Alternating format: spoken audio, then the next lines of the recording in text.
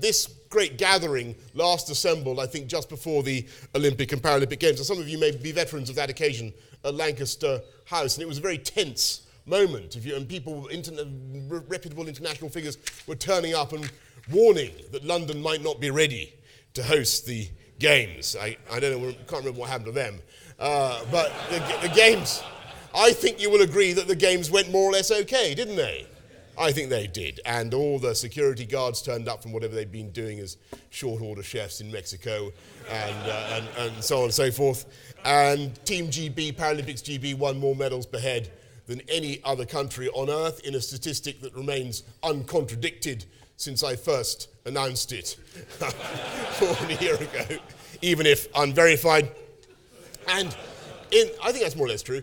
And in the last year or so, since the Games, we have seen a surge of confidence and investment in London. And yes, of course, there is continued investment from Europe, where this was a famous occasion last year when it was the Draghi put, wasn't it? And that saved the Eurozone for another year. The result has been, of course, a continuing microclimate of gloom on the continent, caused by the irrational mistake of trying to make other European economies conform to German economic habits, exactly as some of us predicted 25 years ago.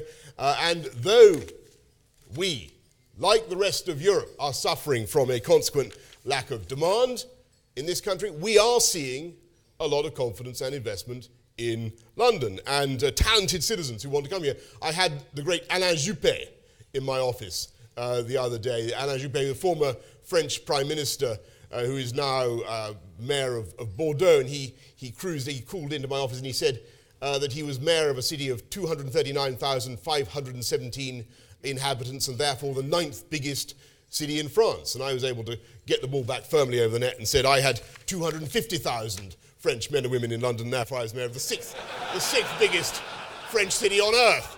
And like Sir Alex Ferguson, we in London are lifting our eyes beyond Europe and welcoming major players from around the world. From Australia coming into Croydon, £1.2 billion investment. Malaysians coming into Battersea. There it is, look at it, absolutely fantastic investment there, £1.6 billion investment there. Qatari DR, about £1 billion going into the Olympic Park. We've just been having some fascinating conversations only this morning with China's ABP about some very interesting proposals they have for the Royal Docks, about which I cannot say anything further without fettering my discretion in the planning thereof. We are seeing growth in London in sectors that barely existed 10 years ago: fintech, biotech, nanotech, green tech, sectors are now employing 40,000 people. We have a film and TV production sector that is predicted in the next 10 years to overtake Los Angeles and New York in size. We have one of the biggest clusters of academic health science sectors in the whole of the world. The £700 million Francis Crick gigantic glorified rat abattoir about to open on the Euston Road. And in spite of all the economic difficulties that we face, we are seeing employment running at record levels in London, with another 275,000 private sector jobs created in the last year alone. To build on this success, we've obviously got to get some things right. We've got to address our productivity issues, and that means beginning with education. We've got to get our kids studying the STEM subjects, languages, getting them the skills they need for high-value jobs. We need to boost our apprenticeships program. We've done 100,000. I look to many of the people in this room to keep us going on that fantastic project. We need to get up to 250,000 over the next 4 years. But I don't believe that we will be helping our young people in this city if we close London markets to talented foreigners.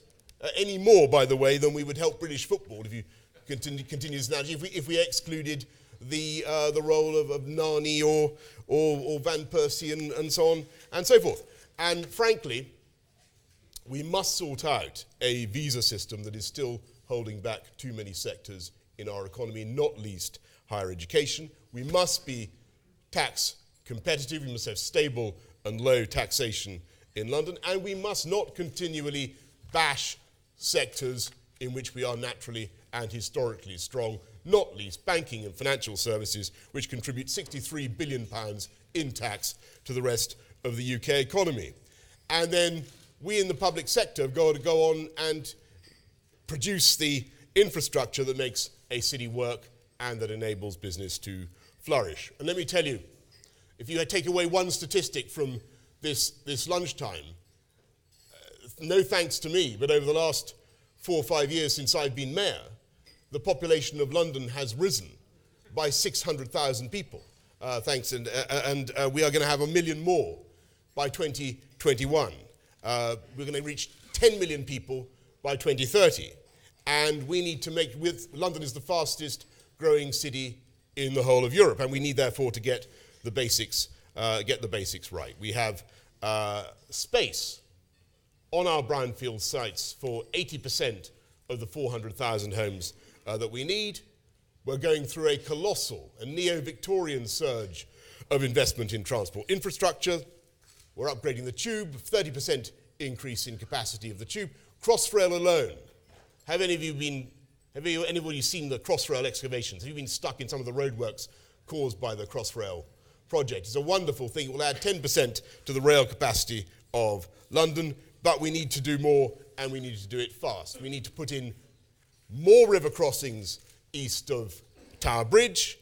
We need to get in Crossrail 2 to deal with what happens when HS2 arrives at Euston, to relieve the huge pressure on our southwestern commuter lines. We need to make sure that we properly integrate the underground and the overground with a real turn-up-and-go metro-style service for London commuters. And we will do that. We will do all these things. And believe me, we need to sort out our aviation capacity problems in this city. And since I have a captive audience, let me tell you, I do not believe for one moment that the answer to that problem can be to expand Heathrow.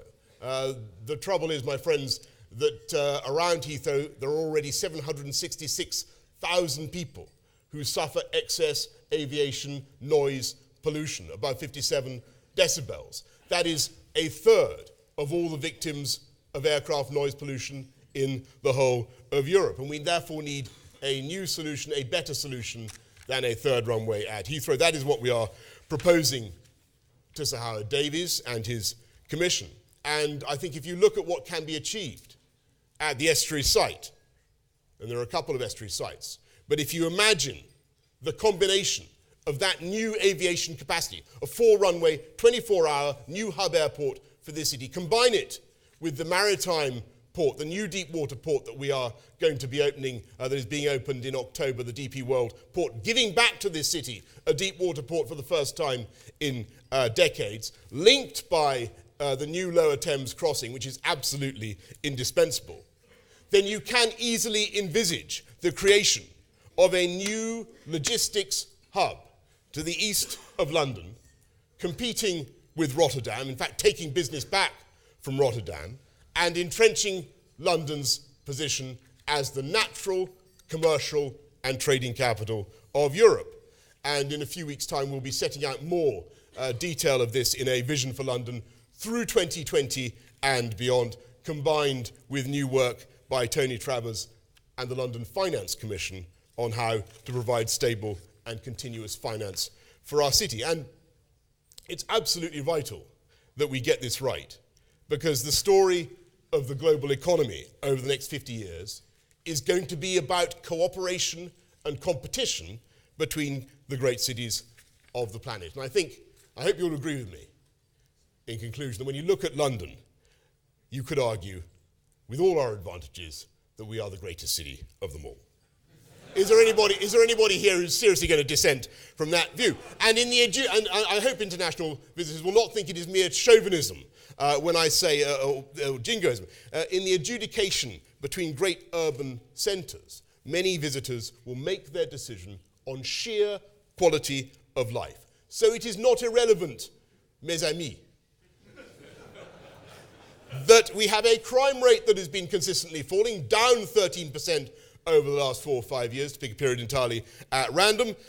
We have a murder rate now a fifth of that of New York. We have more green space than any other European city, a fantastic banker-funded bicycle hire scheme, the cleanest, greenest new bus in the whole of Europe, which we are shortly to export around the world.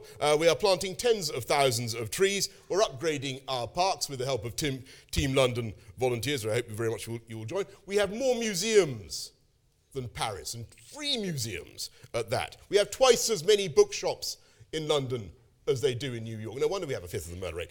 We have less rainfall than Rome. I don't know, I can't believe that statistic, but we certainly have more theatres. We certainly have more theatres than either New York or Paris, and in a statistic I'm prepared personally to verify, I'm told we have more Michelin-starred restaurants than Paris. We have the right time zone, the right language. We are so faithful to the rule of law in this city that we lock up our MPs for trying to pass their speeding points to their wives. And that is the reason, and that is why people have confidence in London. That is, frankly, why we have world-beating clusters of talent in finance, in law, in accountancy, and insurance that make us the crossroads of the global economy. When an Indian mobile phone company wants to buy an African mobile phone company, they do it through London. And when the Chinese want to set up an offshore centre for the renminbi, they do it here in London, the place where you can talk to Shanghai and Sao Paulo on the same day. And that investment in London, just in case anybody else from the rest of the UK is listening, drives jobs throughout our country. The biggest employer in Dorset, after the NHS, is JP Morgan. Fact. And it's because of London's pivotal role in the global economy that people want to come here and to invest. And Qatar alone, I was in Qatar the other day, Qatar alone has $20 billion worth invested in this country, most of it in London. That's the role and the future for our city. We export the crossroads, the intersecting set of the Venn diagram of world trade. We export, as I never tire of saying, in a semi-liturgical fashion. I remind you that we export tea from the London borough of Sutton to China, Mr. Xu. We do. We export bicycles made in Chiswick to Holland, cake to France, sand, I discovered, in the Gulf to Saudi Arabia.